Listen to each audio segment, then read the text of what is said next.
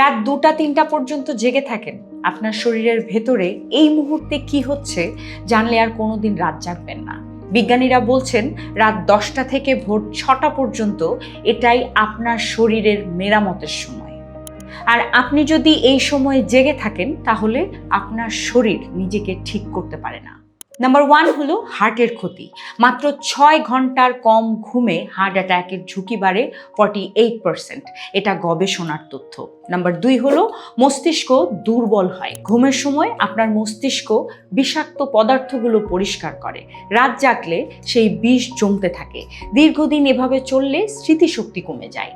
Number 3 হলো মুটিয়ে যাওয়া বা মোটা হয়ে যাওয়া। দেরিতে ঘুমালে আপনার শরীরে ক্ষুধার হরমোন বেড়ে যায়। রাতে খিদে পায়, তাই রাতে বেশি খেয়ে ফেলেন। ফলস্বরূপ আপনার ওজন বেড়ে যায়। এটা আপনার দোষ নয়, এটা হরমোনের খেলা। আর সবচেয়ে ভয়ের কথা কি, এই ক্ষতি ধীরে ধীরে হয়, আপনি বুঝতেও পারবেন না। কিন্তু যতক্ষণে বোঝেন ততক্ষণে অনেক দেরি হয়ে যায়।